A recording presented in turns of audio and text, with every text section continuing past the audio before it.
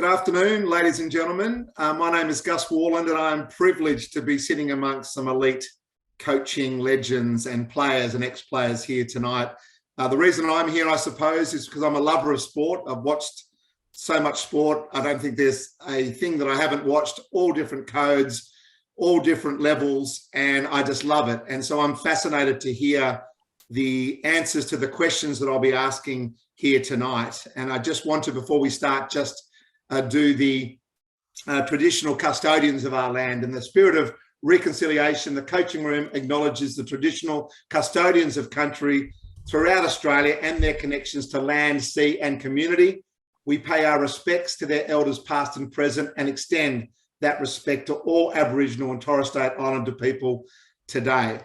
I now do a foundation called Gotcha for Life, which is all about mental fitness. So I'm sure we'll talk a lot about that tonight due to the fact that it goes hand in hand with physical fitness and obviously the coaching and all the questions that will be answered tonight by our panel. Our panel tonight, in no particular order: Gareth Barber, head coach of the gold medal winning Fiji Rugby Sevens team in Tokyo 2020, amongst many other things. Demelza Fellows, high performance director of Netball Queensland and the Queensland Firebirds. Gabi Simpson, co-captain of the Firebirds, and Jay Hedley, of course, managing partner at the coaching room, development coach, high performance sports coach, and LNP trainer. Now, you can ask questions throughout the chat. If you're listening and you go, you know what, I'd love to ask another question, please go to the Q&A part of the Zoom. It's down the bottom of your screen, and we will go through those. But I've got a set questions of about 9 questions here, which I hope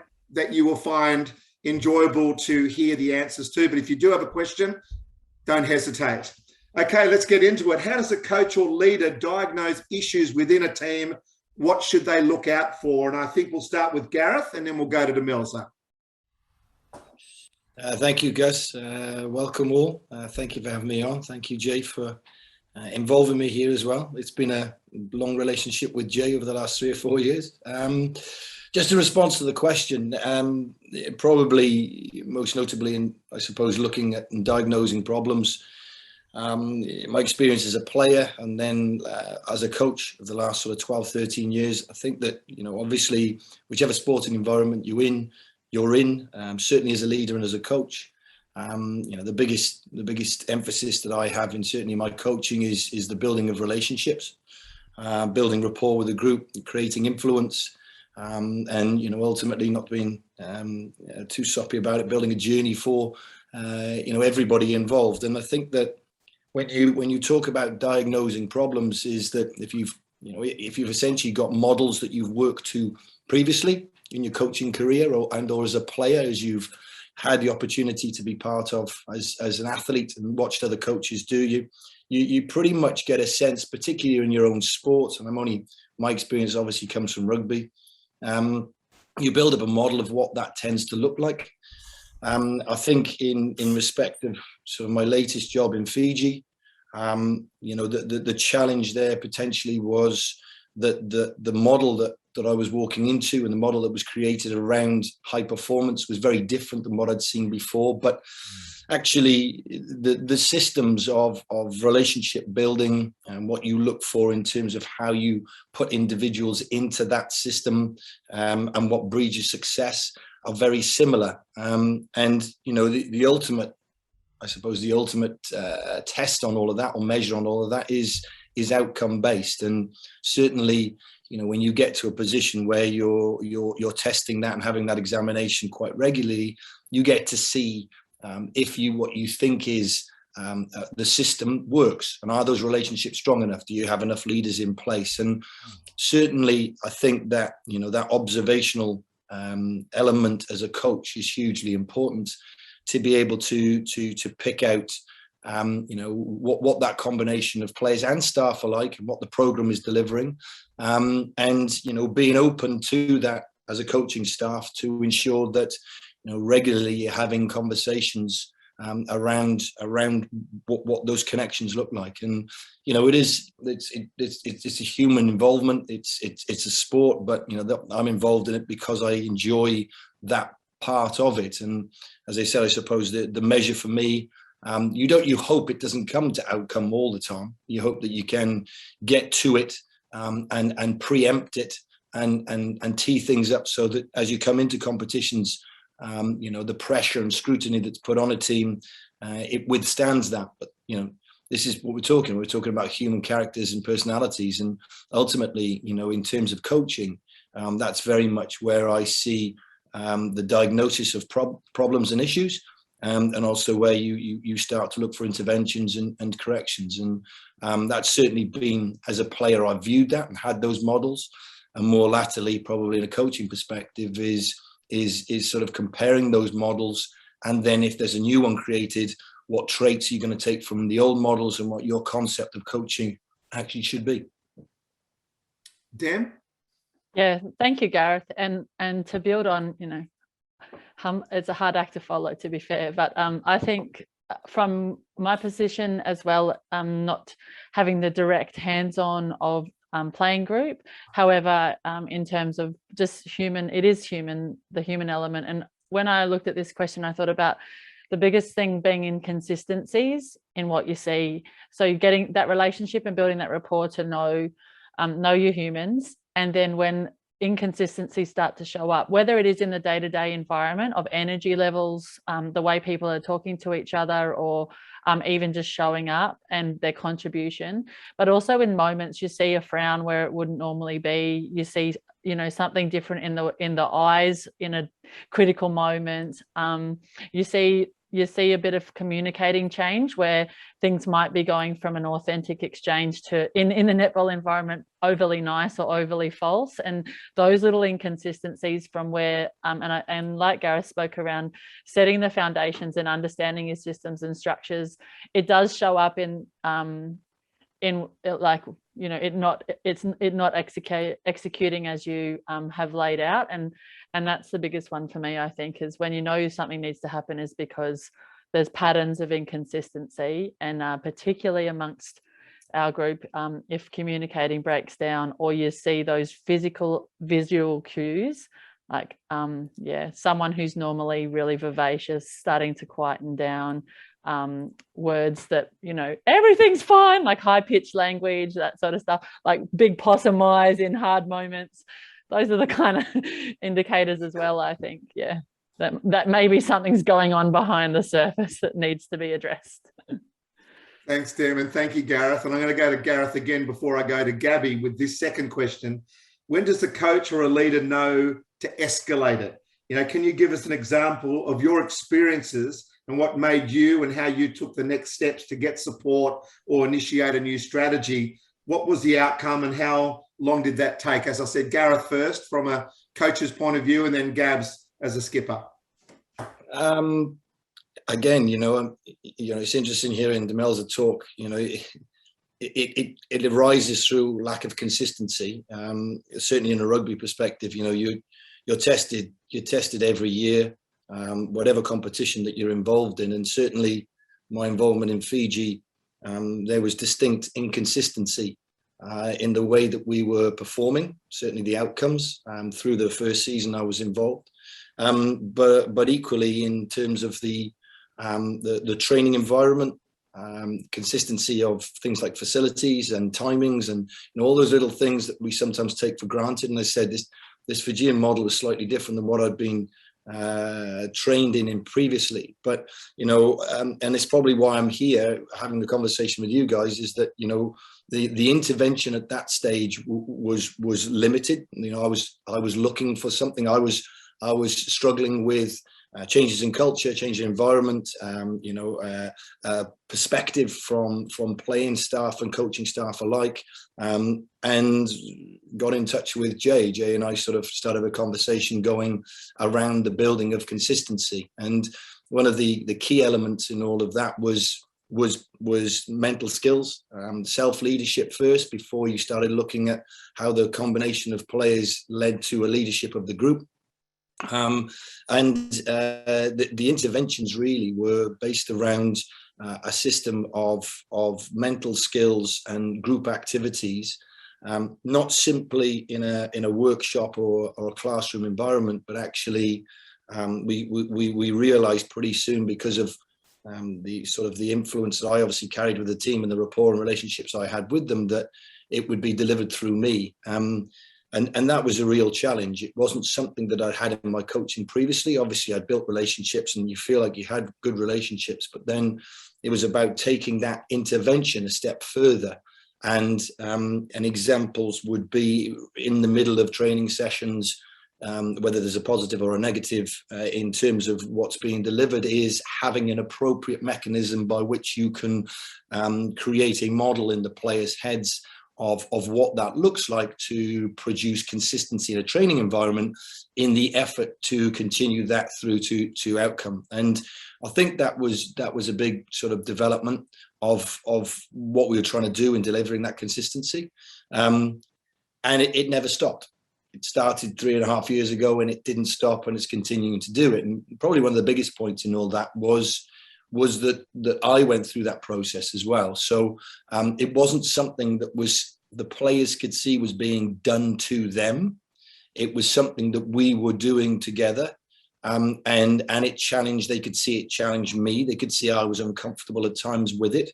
And, you know, that was several conversations with Jay, and the coaching staff as well went through the same thing, and we were on that together. And I think that, you know, when you start to look at mechanisms by which you can bring a greater perspective and an understanding of how athletes are seeing themselves and are understanding their own performance, it's hugely important that model, i.e. the coach, is not disassociated from that. Certainly is very much part of that. And it was a big challenge. It was certainly in its outset, it was a bit of a risk as well, because culturally there were biases that existed in relation to looking at that element of coaching.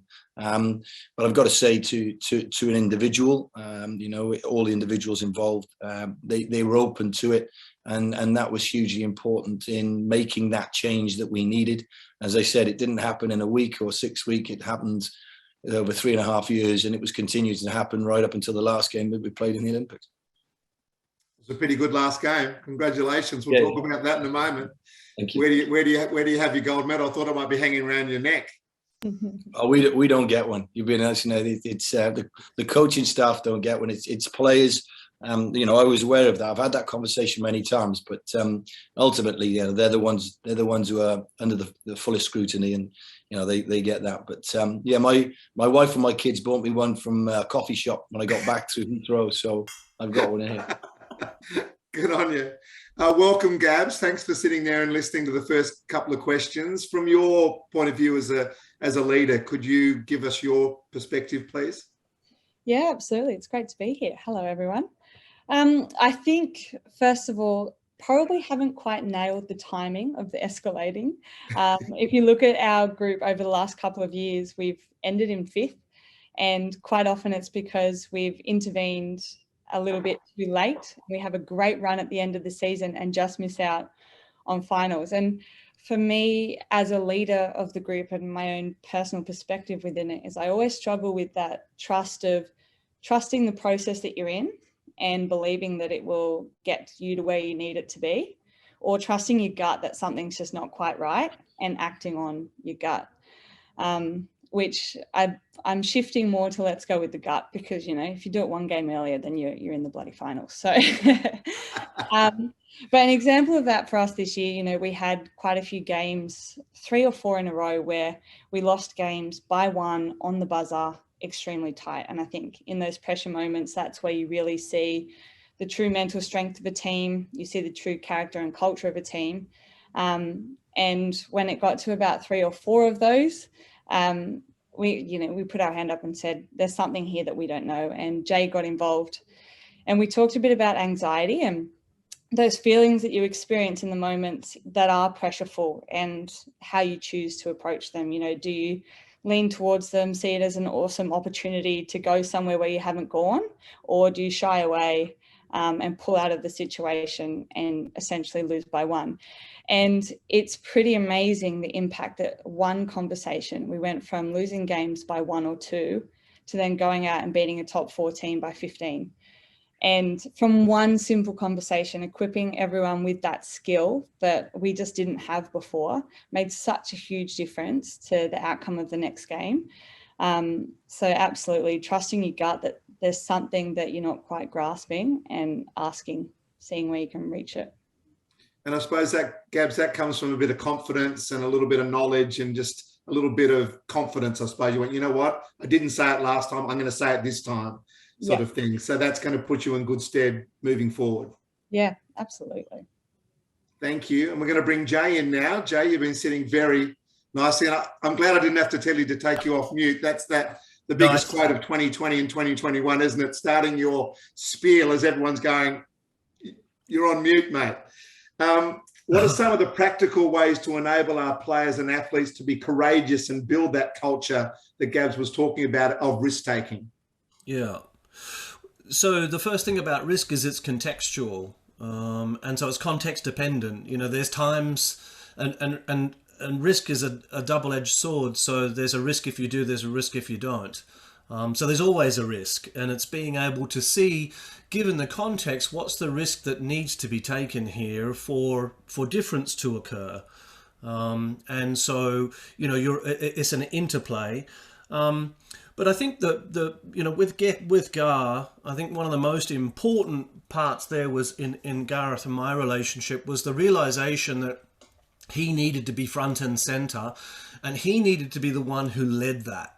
Not me. And so, you know, that building of that relationship and ensuring that this relationship first, task second, I think is incredibly important in being able to influence the team to wake up to their potential and take the risks they need to take, but let the ones go that they don't. And that was particularly true for the Fijian style. The Fijian style is, you know, let's get that ball and throw it. And so it's a constant risk. And as a coach, when I first met Gary, he was like a cat on a hot tin roof, marching backwards and forwards inside the coaching box, and almost like a player, almost like, you know, kind of being in it. And I felt that with him. It's like, Jesus, it's on a knife edge the whole time. You know, is that pass going to stick? Is it going to go to ground? And, you know, will the Kiwis pick it up and score a try and take the victory? So that's always there. I think one of the things that Gareth did super well as he progressed and grew and developed as a coach was to simply calm that farm and be really, really present to, right, where's the leverage? And then utilizing the relationships that he'd built through, you know, the difficult conversations, the conversations that were necessary, but as well as challenging, offering that, you know, high quality level of support that enabled him to have the influence where and when, in order for the team to come together and start to, as Gabi said, really trust themselves in the face of pressure. And we call that efficacy. And so having efficacy in the face of pressure really helps, I think, a team navigate that risk profile. You know, what's too far, what's not far enough. And it's really finding that balance that's very important, I think. Jay, just quickly, how hard is it for someone like you that's the coach of the coach, if you like, to take ego out and actually just have that relationship and just trust in the coach, then, you know, making sure that they can communicate that properly to the athletes?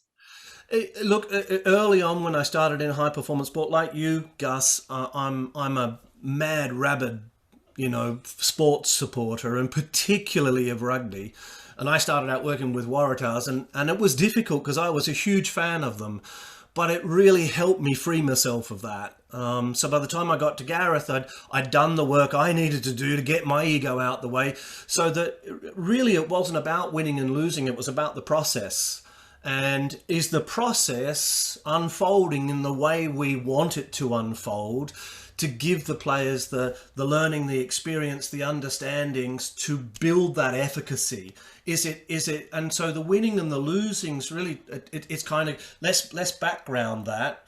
And even let's learn how to lose so that we stop losing. You know, let's learn from our losses, but you know, not just win, because that's not going to give you an outcome. It's consistency that will give you the outcome, and it's building that over time by doing the work in the background and letting go of the scoreboard. You know, if you're playing scoreboard sport, you're caught. And you're caught by the frame that the other team is hoping you'll be caught, which is scoreboard pressure. If you're free of the scoreboard and your focus is holistically on the process, then you can ideally just focus there and let that unfold. The score will take care of itself. Thank you, Jay. And this one's for everyone, but I might start with Dem because you've been just sitting there listening so nicely. How important is player maturity and development in teams and in high performance sport, Dem?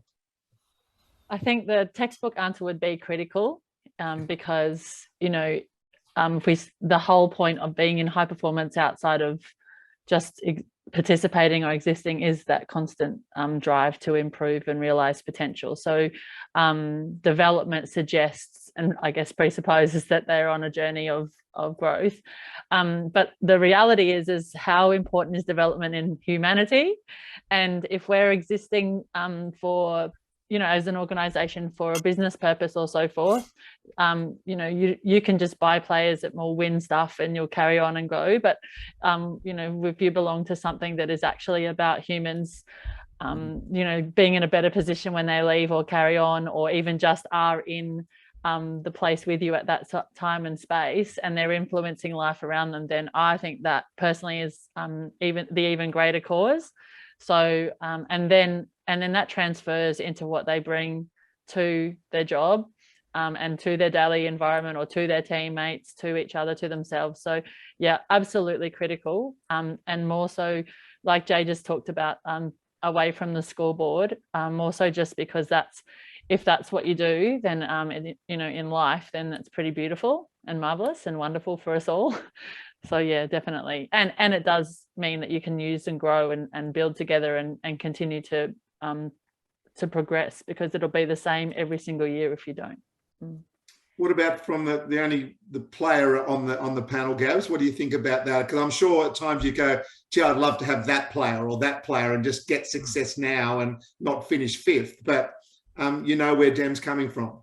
Yeah, absolutely. One of my favorite things about being a part of the team, and my favorite teams to watch as well, is when they have a good mix of maturity and young players, and watching the roles that the mature players play in developing the younger players, but then also conversely watching the energy and the excitement that the young players bring to those more mature players. And it's just a beautiful mix to experience. And I know for me, you know, being a part of, we've had quite a young defence end for the last few years. And it's just been one of the more enjoyable experiences of actually playing the game is helping those girls develop, and also, you know, watching them go from players that are just simply focused on themselves and like worried about their own confidence to now running the show, leading, putting strategy out there. It's a really beautiful thing to watch. Jay and Gareth, I had a sportsman's lunch when we could have a sportsman's lunch. How long ago was that? And I sat with John Longmire and Ivan Cleary, you know, two pretty good coaches of two pretty good teams. And I actually asked the question, what's more important, going on Dem's point, winning the comp or actually having a squad of players that leave your club as good men, you know, you can be proud of and so forth. And it was, Ivan said, good men. And John Longmire said, I wish I could say that, but really it's winning the flag. Either of you, please, or both of you, one after the other. What are your thoughts on that? Yeah. I'd say for me personally, but probably because of where I come from, my values would be the good men outcome. I think that it's quite interesting hearing Jay talk again about, you know, personality development, maturity. Certainly I feel that I've been on a journey with that, and to the point where it was very much about taking scoreboard out of it. I know that sounds quite glib maybe when you talk about going to an Olympics, but you know, that was a process that I had to go through to ensure that I was the most effective I could possibly be as a coach. And you know, I think that what you're trying to do is not just good men, tap them on the back in terms of what you develop as athletes. But I also believe that, you know, when you talk about good, I say good men, good athletes, good players, is you're looking at people that potentially model some of the behaviors that you know are successful in being able to navigate the tough times in tournaments, competitions, winning a flag, and are able to, as Gabi was saying, in those crucial clutch moments, able to deliver. And in my experience, that more often than not, when you've got a good group of people together and you have created that environment around them, that leads to success, in inverted commas, whatever that may be. And I think that it was interesting when Jay, because whenever Jay talks to me, I'm writing everything down. I'm learning again. I'm back in a learning process, and it's great for me as a coach. I have to do that all the time, but I'm also conscious that I'm not in the moment because I'm writing it all down. So I have to bring myself back. So that's one of my learning techies in this. But I think that, you know, as you say, mate, not to warble on too long, but yeah, it would be good men. I do believe strongly in being on a journey together. I am obviously ambitious, but ambitious for being able to create something quite special. And sometimes, do you know what? The opposition get it right as well, and you're not in a position to do anything about that. But as long as you can live to your performance goals, then I think that that's pretty much where you want to be as a coach. Jay?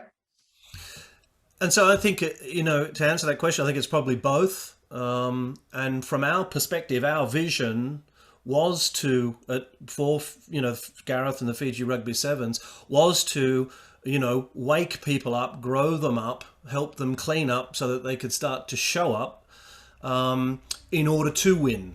And so, you know, building better human beings was we were overt about that in our mental skills approach. That this is a space where you're growing as a human being, you're growing as a sports person, you're growing as a coach, you're growing as an analyst, that everybody's part of the process. And so growth's got to occur from all aspects in order for the team to perform out there. You got your 7 players out there, but a team's made up of, you know, 30 people.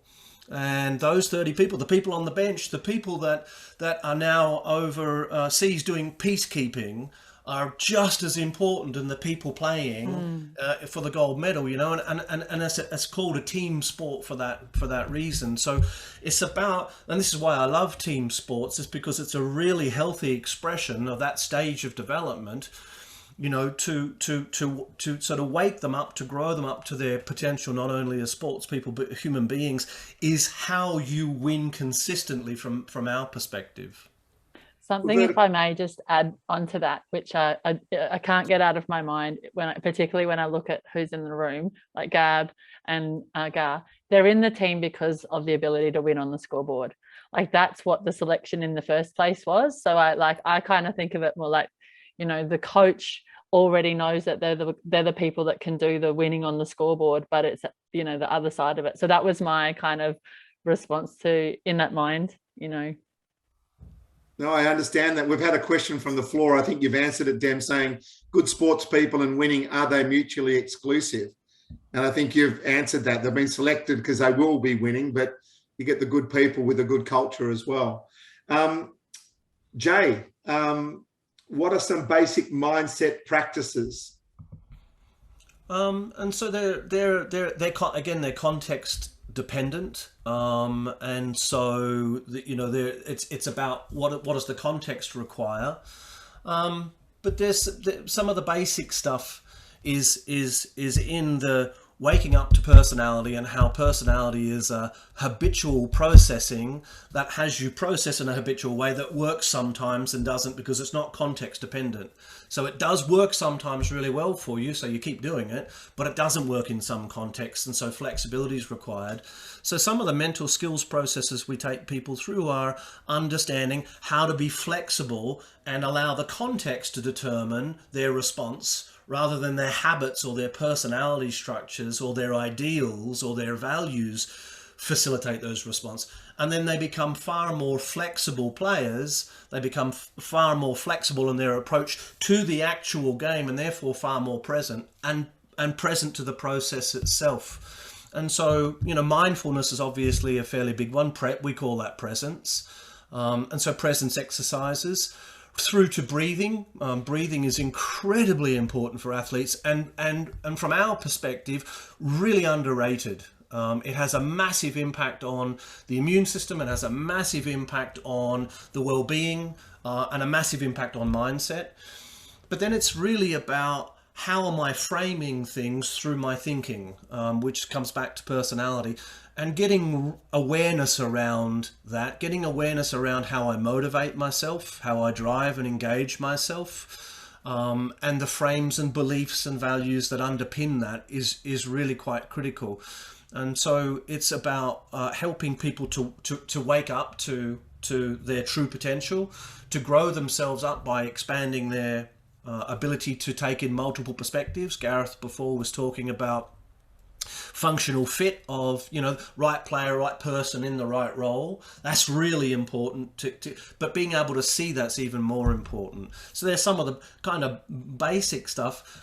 Resilience is another area of building states of resilience by accessing resources from the past and applying them here now to the pressure situation. How the person processes pressure is also really important. And so getting in and having conversations about the frames that they bring to pressure, because pressure is an inside job. It's not an outside job. It seems like it is, but it isn't. Dan, have you got anything that you could add to that? Yeah, absolutely. When Jay's provided us with so many wonderful insights over time, and it's been a few years for me having a lovely relationship with him, so I'm so grateful for that awakening. But I think a couple of other things I put on there to build upon what Jay was talking about, particularly around the framing, and the breath was massive, but that the expectations as well. So having a baseline understanding as a group of what we're about, so that it can be referred back to in those moments. I think that helps. And one of the big resilience builders that was so wonderful, or two for us, the foreground and background, like where your energy flows, where your attention goes, your energy flows. So being able to hold that and really bring that into focus in those moments where you're turning left or you're turning right. So that is something really wonderful. And the gratitude exercises, so being able to connect really deeply to the why, and it resonated easily as one of the easier ones for us as a group. So being able to sort of choose that attitude and really bring to mind your why. So they're tangible activities in the mindfulness space that have proven to work. So and breath, have you ever heard not just take a moment and in and out, just calm your farm? So those kind of things are actually real, guys. There's a question from Greg, which I'm going to throw to Gabi, then get Gareth's point of view in the chat. But I wanted to share with you a moment I had with Freddie Fittler, of course, the State of Origin coach for New South Wales. We go away on country trips and he does sort of the coaching clinics and talks about that type of stuff. And then I talk about the mental fitness stuff and about looking after each other off the field as well as you look after yourself on the field, communicating off the field as well as you do on the field, which comes naturally, of course, on the field because we practice it and we don't perhaps practice the off the field stuff as much. So that's what we need to work on to get our mental fitness. So Freddie says to the boys when they all turn up for the first State of Origin, hand your phones in. And some of the players literally have a conniption to hand their phones in and get to the point saying, you're not playing on Wednesday night if you don't give us your phone. And eventually they'll hand it over. And it starts a relationship with the players that they wouldn't have if the phone was on them, near them, and distracting them with the noises and the buzzers and all that sort of stuff. And Freddie has this really simple morning process. You wake up without your phone in your room. You buy an alarm clock, and the kids are going, and the players are going, what are you talking about, an alarm clock? You can actually buy one. They're cheap. They're like $10. Buy an alarm clock, wake up, go to the loo, come back, make your bed. Then sit on your bed and look where your phone used to sit. There'll be a glass of or a bottle of water. Take a minute or two and scull or sip that bottle of water because you need to hydrate yourself. And then exactly what Dem and Jay said, you breathe for a minute. That's 5 things in 5 minutes to give yourself the best possible chance to start your day off as well as possible. So wake up without your mobile phone next year. So don't give that first 5 minutes of your day scrolling through social media and emails and giving that side of your life any time. Look after yourself. Wake up without the phone, loo, water, make your bed, breathe. They're the 5 things. So if you can note those down, that might be a nice habit to get into if you don't do it already. Greg, we'll go to Gabi first. There is a lot of focus on learning from a loss or a mistake that has been made and the lessons learned from that. Is there a specific loss that has really given you a profound realization or lesson? And if so, can you share? Gabs first and then Gareth, please. Yep. Is there a specific one in particular? I think one loss that really stands out to me that probably had a solid impact was our Com Games grand final. That was 2018. So we were up for most of the game and then bam, we lost on the hooter by 1. And we were definitely, I would say, the favourites going into that game. What impact did it have? I think one of the big things for me is every game, win or lose, I always sit down and I reflect on what I did well, what I need to work on, and what stopped me from doing those things well. And in that game, it was just really understanding what did I experience in that pressure moment when the teams were coming back at us. What did I experience? What did I do in that moment? And if I was to get that opportunity again, what would I not do it again? And so for me, I definitely in that probably was the last minute. How would you describe it? Kind of went a bit blurry, like kind of zoomed out from things. Felt like I was watching myself play rather than being really present and in the moment. So that's something that then I took into training sessions. If I did experience that again, why did I experience that? And continue to work on it. And it's one of the things I pride myself on now is when the pressure is on, staying calm, staying in the moment, sticking to the process of what I need to do, and being really pumped to go and try and get that ball and change the game in those moments. Gareth, as a sports fan, I hear coaches all the time saying you learn so much from a loss. I'm a fan, right? I'm not interested in that. I want to win, and I want my team to win and that sort of stuff. So I understand we can't win all the time, but is it actually true, Gareth, that you do learn more from a loss, perhaps? And if that happened, what have you learned from one in particular that you might be able to share? I think so. Jay alluded to it earlier when he was talking about slightly taking the scoreboard out of it. I don't want to put a pin in your balloon there, Gus, but I think the ability to create perspective around a win or a loss. I know we're probably going to come on and talk about feedback, but how you give that information back to the group, the consistency that you show as a coach in relation to your emotions, I think is crucial, and it's particularly crucial in the moment. Dee talked earlier about using some mental skills around a win or a loss. There was a group of skills that we developed and used very contextually based around whether we won or we lost and we came off the field, the immediacy of being able to create a process in the players' heads to either forgive themselves for not getting the win or to show gratitude for if they had got it. And not to go too much about Fijians, one of the terms that we've coined in relation to Fijians is, Jay, we used to call them state junkies, i.e. if one of them or a critical mass of them are all in the same state, then it's a very, very powerful thing. And taking them into that with some simple breathing exercises and some visualization and some words which would be led by me in relation to those was hugely important. And that was always take the data and everything out of it and who missed that tackle, who made that tackle, who scored that try. It's getting them back into that moment and that connection with the experience that they've just had. And there's probably one that very much comes to mind. We talked earlier about consistency, the 2018-19 season. If I hadn't won some of those tournaments, then I was gone. That's pretty much the way it works in Fiji. And we found consistency. We got on a roll. We were hitting semi-finals and finals. We actually won 5 of the 10 tournaments in the series. And it came to the last of those tournaments in Paris. And we were in a quarterfinal against England. There was about 2.5 minutes to go. We were up.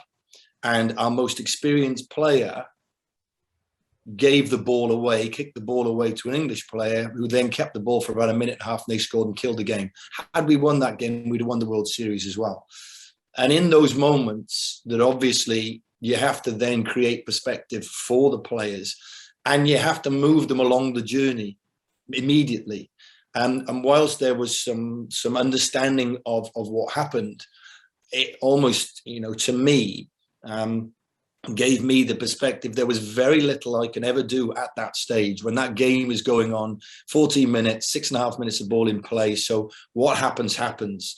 That there was some work we still needed to do, as Gabi's saying, in relation to the players understanding those moments, those key moments in games, and having that consistency of character and behavior to be able to deliver, not to get that result and say we won the World Series, but because that was what was necessary at that point. And I think that that one certainly stands out. There's not many losses that come to mind for certain, because it's sport. And I think from a coaching perspective, what the players are wanting and needing at that stage is consistency of character, accountability, certainly, but also that they understand that it's part of the process of developing and growing to get to a point where they have those capabilities when it's most needed. Dem, I'd love to ask this question to you about the difference that makes the difference in teams. What is the difference that makes the difference in teams and teaming from your point of view? I think a big part of it is the people in the room having a willingness to be in this together, and absolutely and to come forward. And at different times, it's not easy to get everybody on the same level and on open and going forward. But if you're able to bring together a group who can leave themselves at the door and come forward ready and willing to go, what is it going to take for me to realize what I need to do and change and grow, but also, or be flexible in and growing, but also for us, where can we go? What is possible for us, and to think beyond, something that maybe we're a limited perspective. So I believe the difference that makes a difference in that is first and foremost a group that's willing to come together with an open heart for that, or an open mind and soul. And secondly, the investment of time and resource and in good people, good systems, or good programs, or good mentors, or and that approach. Because if you don't actually have that content, or people help guiding, or the work there, then all the open heart, mind and soul won't really get you anywhere. So you've got to actually have the tools and be willing to use them. Gabi, as a leader and a player, what are your thoughts on that? For me, I think one of the biggest differences is a group of people that are willing to get uncomfortable, and also a system that creates situations where you are constantly uncomfortable. Because I think in those moments, that's where you learn the most about yourself and the most about the character of the group. And then the reflection process after that is where you get the biggest growth. So it's that desire to want to step into the discomfort, almost even run towards it. But that doesn't start straight away. You have to constantly put yourself in there to then make that become easier. Thank you. And in terms of time, just because we've got so many good questions coming in, Jay, can I ask you this quick one now from Mark, who sent it in saying, any advice when dealing with individual sports people, specifically golfers and martial arts, the difference between those type of sports and team sports we've been talking about? Yeah, so, working with individuals and working with teams is quite similar from the work that we do, because whilst we work with, Gabi and the athletes themselves, most of our work is through the coaches, building the capacity to be able to be there, build the depth of relationship and be that conduit for change. So it's still working through the coaches, even with the individual, but bringing the coaches' capacity up, and helping them grow up and mature and see through multiple perspectives is really, really important still.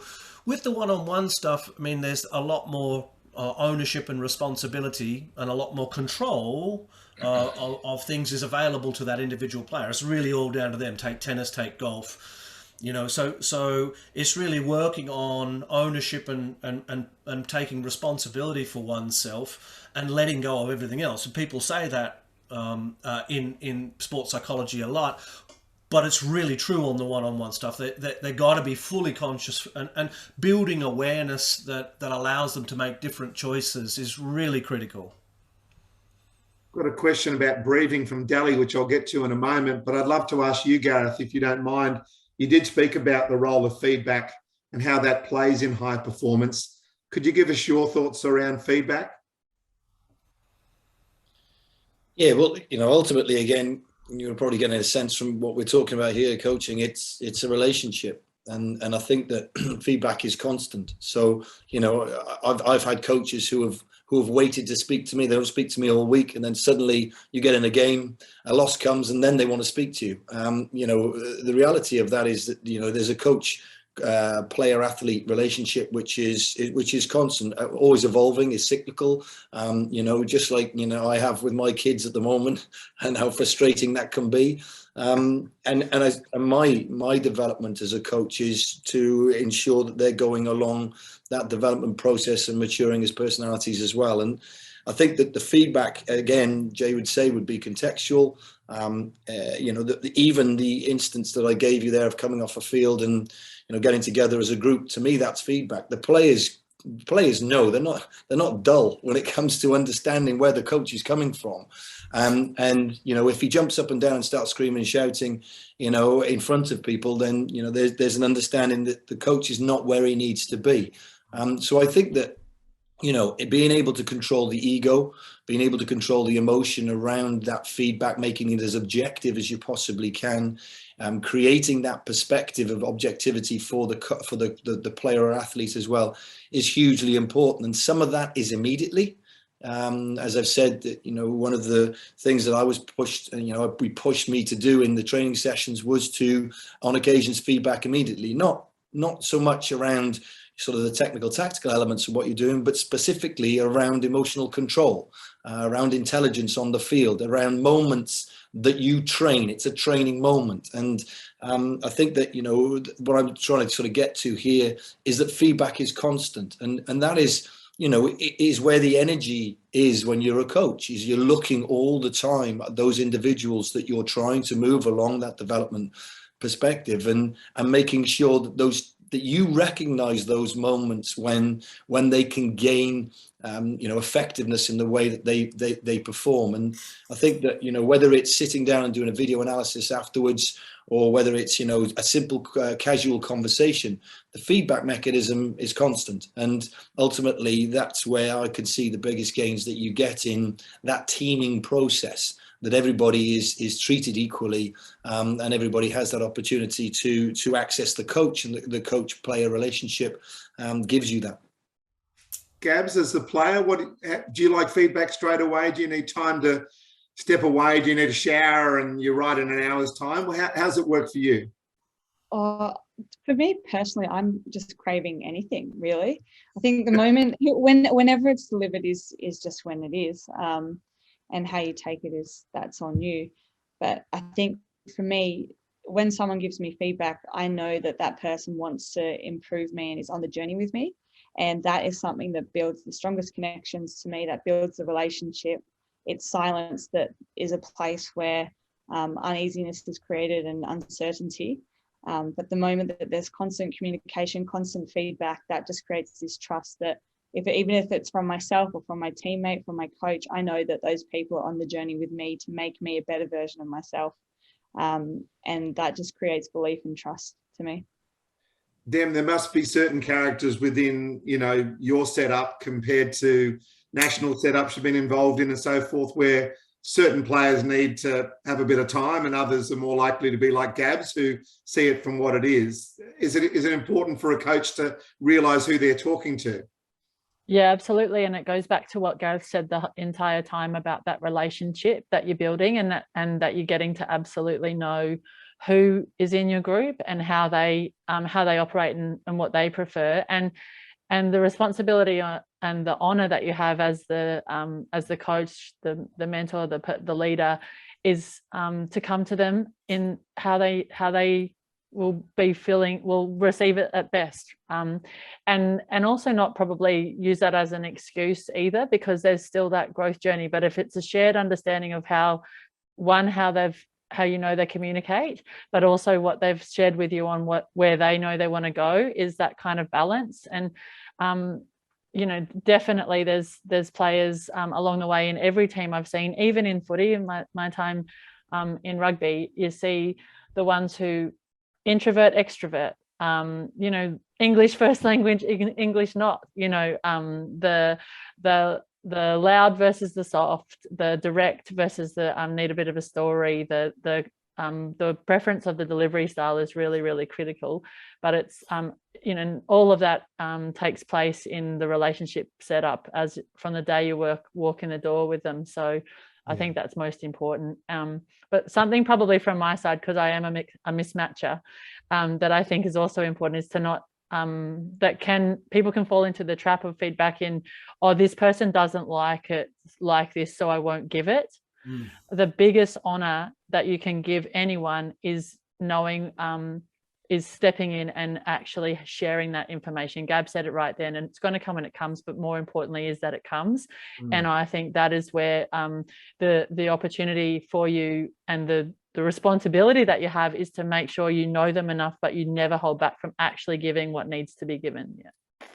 Yeah, no, I get that. And I suppose from my point of view, breakfast radio, live, safety is key for me. I'll always perform better if I feel safe and people have got my back. And I suppose that's what Gareth was saying about that relationship is so key, not just when you are getting feedback. Jay, we had a question come through about breathing.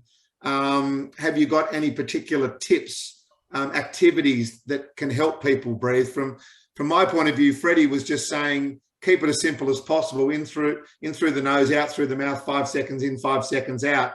That just might be a rugby league thing. Have you got anything more posh than that? Sure.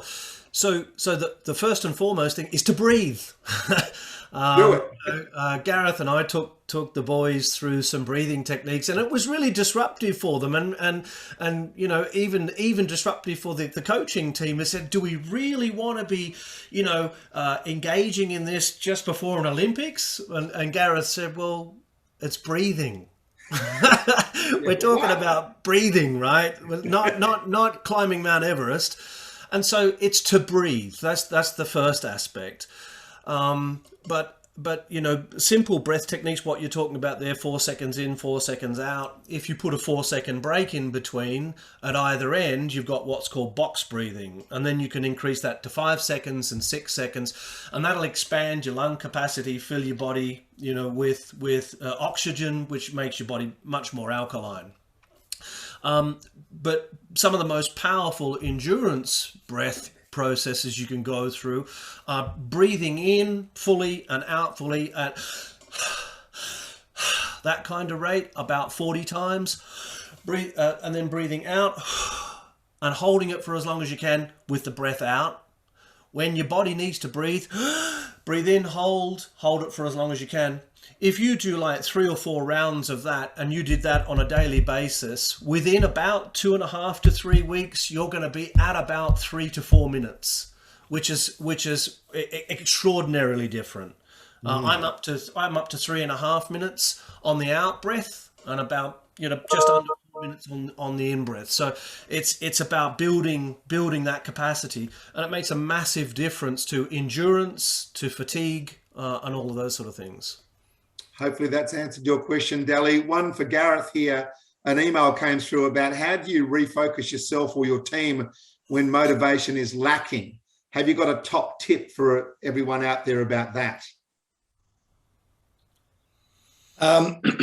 Yeah, I would have said that, and every team goes through periods in the journey where the sort of motivation would drop off. And again, not to make too much about it in terms of relationship, but the biggest focus giver and attention. I mean, with the Fijian boys, one of the biggest challenges is focus and attention, is keeping your mind on the job.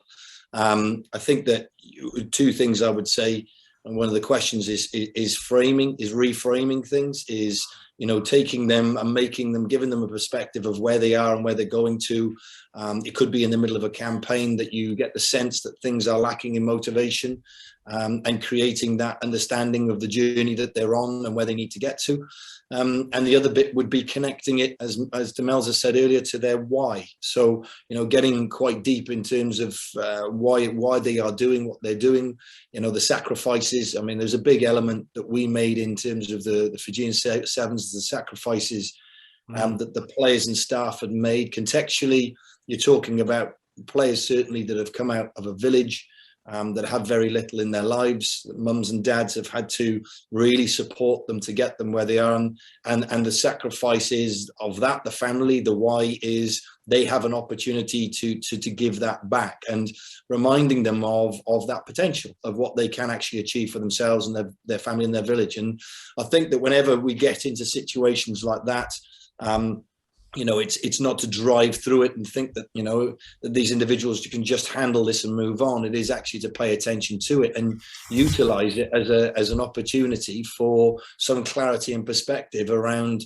why they're doing what they're doing and where they want to get to. And I think that, whatever environment that you're in, those have got to be key for me. We've got a couple of more questions to get through and only a few more minutes. So, in the hope of answering everyone, let's try to be a bit quick fire here. What should a coach or a leader do to initiate mental skills training, Jay, within a team and ensure everyone is on board from the get-go? Well, it's not always possible to get everybody on board from the get-go. So often that expectation is misplaced. And so it actually stops a lot of coaches from doing the work they need to do. Gabi was talking about disruption, and so disruption is one of the most important tools a coach has, because what's being disrupted is the stuff that isn't working. And development doesn't occur within your comfort zone. It occurs right at the edge of your comfort zone. And so disruption facilitates people moving to the edge of their comfort zone and growing and developing. And so a coach has got to find a way in which they can bring about disruption in a constructive way that wakes the team up and grows the team up to its potential. And so, often just it's not all going to start beautifully. And so having everybody on board is often just a misplaced expectation. And, I'd say let go of it and focus on the process that brings them together. Dem, any tips or techniques for coaches and athletes on managing self-talk to assist in staying focused in the process? To stop self-talking, because if they're in the process of the moment, then there really probably isn't much conversation going on up here, because they're living it out where they're at. So probably the biggest ones I've learned along the way, particularly through this work with Jay, is the foreground. Focus on what, the one thing at the time that's important, like actually bring to mind what's helpful and put what's not behind you. So, if your self-talk is starting to be, this is not serving you, then bring to mind something that is, and or go back to taking yourself absolutely, completely present. So whether it's a physiological touch point of a pinch or a breath, or a focusing on something like staring at something, or got to bring yourself back to reality. Because, if you're over there and you're having big yarns with yourself out in some nature that isn't helping, then there's not really any way you're going to be able to be right here executing to your fullness. Gabi, do you have any tips on that? Are you a self-talker? Or you got to bring yourself back to the moment at times? Oh, this brain is a thinker, I can tell you that for certain. I think the biggest thing for me is noting what is being said and understanding why that's being said. If it's a self-doubt thing, we'll address that away from that point in time. But also that thought doesn't actually play out in what you do. You get to choose whether that happens. So choosing to let it go, focusing on what you're doing. If you have a basic process that you usually go through, is there a strategy that you're focusing on in that moment? For me, a lot of it is connecting with another teammate that's on the court with me. That often brings me back to the court as well. So there's a couple of strategies, but yeah, this brain does think. And Gareth, how much, when you're talking about all this sort of stuff, how much is it is it easier once you practice it? The more you practice it, the more you get uncomfortable, the more you get out of your comfort zone, the more likely you are to succeed in pressure moments. Would that be correct? Yeah, I suppose that's the connection that you're trying to make all the time. But to say that it gets comfortable, it doesn't. You know, I mean, coaching isn't comfortable either. It's ever evolving, it's ever changing. You know, your job as a coach is to stay in that process and to have perspective on what the group needs or individuals need. And as Jay said, you're not going to have everybody on board immediately, but you've got to accept that at times, and you also got to accept at times that there will be different levels of engagement in it. But ultimately, it becomes part of the process, becomes part of habits and behaviours, and you know, people get to understand that as a coach, you know, you're uncomfortable, and there will be moments they're going to be uncomfortable, because the reality is, as Jay's said there, that, you know, that's where the greatest growth happens. It's where the greatest light bulb moments happen as well. And particularly, you know, when you are under the real pump of pressure and scrutiny, is having the ability to process all that at that time. That was our last question, but Gareth, you did win a gold medal at the Tokyo Olympics, whether you got one or not. Can you give us 30 seconds of that last moment, just as the clock was ticking down, what was going through your noggin, all that hard work, all that belief in yourself and your systems? Can you just give us that moment, please, so we can all go and have a G&T and a bit of dinner thinking about how good that would have been? Yeah, motivation. It's simple as that. In that moment, there was no relief, as some people thought. It was all about family. It was about why I do it. It was about the journey and sacrifices, not just me, but everybody had made. And, you know, you're not jumping up and down and hugging each other. That's part of the relief, I'm sure. But it's very much that, yeah, everything that you put on the line, and there has to be a risk that you're taking. Those people who have supported you have enjoyed and get to rejoice in that as well. And that was the moment, certainly my family back in the UK. That's beautiful, mate. And congratulations again. And thank you, Gabs. Thanks, Dem. And thanks, Jay, for being a part of it. So many wonderful notes coming up on the chat saying thank you so much for the great insights. Really appreciate your time tonight, everyone. There's multiple of those. And just to let everyone know, there's still over 100 people on the call. The Jay will send out some details that will come to you guys over the next couple of days. So we will be in contact. And, you know, thanks a lot for your time. We had people from all over the world here tonight. And just listening to you guys, it's fantastic. It's just who you are, but it means so much to offer the advice and knowledge you've got. So thanks for letting me be a part of it, and thanks for a fantastic last hour. Yeah, thanks to you, Gus. Thank you, Gus. Thanks, everybody. See you later. Bye-bye.